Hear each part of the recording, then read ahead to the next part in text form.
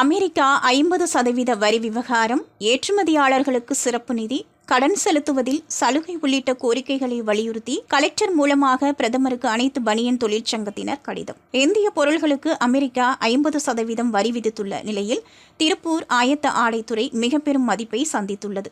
இதன் மூலமாக 14,260 கோடி ரூபாய் பாதிப்பு ஏற்படும் என கணிக்கப்பட்டுள்ள நிலையில் திருப்பூரில் ஆயத்த ஆடை, பின்னலாடைத்துறை பாதிப்பை சந்திக்குமானால் இதனை நம்பியுள்ள பல லட்சம் தொழிலாளர்கள் வாழ்வாதாரம் பாதிக்கப்படும் சூழல் ஏற்படுவதாகும். இதிலிருந்து தொழிலாளர்களையும் பாதுகாக்கும் வகையில் ஏற்றுமதியாளர்களுக்கு சிறப்பு சலுகைகளை வழங்க வேண்டும் என திருப்பூர் அனைத்து பனியன் தொழிற்சங்கத்தினர் திருப்பூர் மாவட்ட கலெக்டர் மூலமாக பிரதமருக்கு மனு அளிக்கும் போராட்டத்தில் ஈடுபட்டனர். அதன் ஒரு பகுதியாக மாவட்ட கலெக்டர் அலுவலகத்திற்கு வந்திருந்த அனைத்து பனியன் தொழிற்சங்கத்தினர் கோரிக்கைகள் வழங்கிய மனுவை மாவட்ட ஆட்சியரிடம் வழங்கினர்.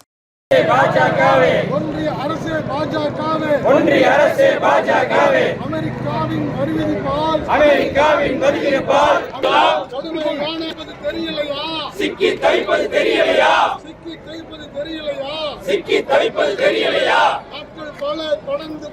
நாட்கள் பல கடந்து போயும் தீர்வு காண முயற்சி எடுக்கவில்லை. ஏன் இன்னும் எடுக்கவில்லை?